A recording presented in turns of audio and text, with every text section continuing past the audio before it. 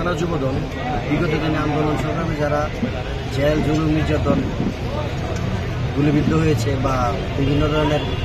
স্বৈরাচার কর্তৃক নির্যাতনের শিকার হয়েছে, তাদের পাশে ধানমন্ডি থানা যুবদল বিগত দিনে ছিল। আগামী দিন তাদেরকে নিয়ে আমরা একটি সাংগঠনিক কার্যক্রমের মাধ্যমে বসে সিদ্ধান্ত অলরেডি নিয়ে কর্মকাণ্ডের সাথে ইনভলভ করে তাদের পারিবারিক জীবনকে সামনের দিনগুলোকে সাফল্যমণ্ডিত করার ব্যাপারে আমরা বদ্ধপরিকর ধানমন্ডি থানা যুবদল তারেক রহমানের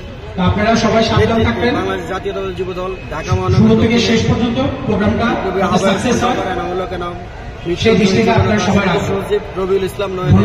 নেতৃত্বে বিগত দিনে পতনের শুভেচ্ছা অভিনন্দন 16 থেকে 17 বছর আমরা আওয়ামী লীগ ব্যতীত সকলকে শুভাকাঙ্ক্ষী হিসেবে বিবেচনা করি। সংগঠন করার অধিকার সকলেরই আছে, কিন্তু আমরা সেখানে দেখছি আওয়ামী লীগ তথা স্বৈরাচার ফ্যাসিস্টের কোনো দোষর আছে কিনা। তাদেরকে কোনোভাবে আমরা সুযোগ দিচ্ছি না, দেব না, কোনো সুযোগ নাই, কোনো সুযোগ তাদের থাকবে না ইনশাআল্লাহ। ঢাকা মহানগর দক্ষিণের সদস্য সচিব রবিউল ইসলাম নয়ন ভাইয়ের নেতৃত্বে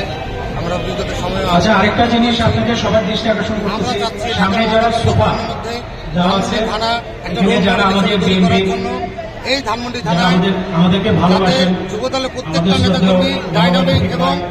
সন্ত্রাস বিরোধী চাঁদাবাজ এই দিকে প্রত্যাখ্যান করে আমরা আমাদের শিক্ষিত মানুষকে সামনে আমরা যুবদলের সুন্দরভাবে যাতে এইসব বিরুদ্ধে যারা সংগ্রাম করেছে তাদের নিয়ে আমরা সামনে এগিয়ে যেতে চাই এবং তারেক রহমানের নির্দেশে নেতৃত্বে সামনে এগিয়ে যাবো ধানমন্ডি থানা যুবদল।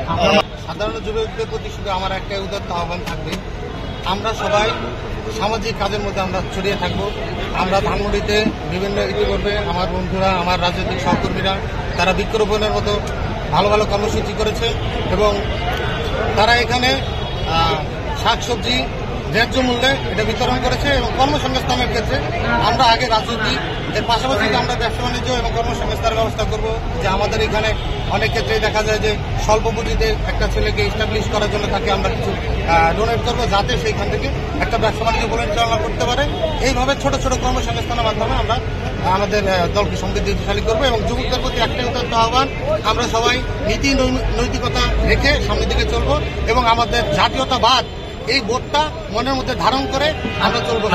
নির্বাচন অবশ্যই এই নির্বাচনের জন্য ভোট অধিকার ফেরত আনার জন্যই আমাদের এই আন্দোলন সংগ্রাম হয়েছে পিছনে এবং সামনে আমরা একটা সুষ্ঠু পরিবেশে যাতে আমরা ভোট দিতে পারি।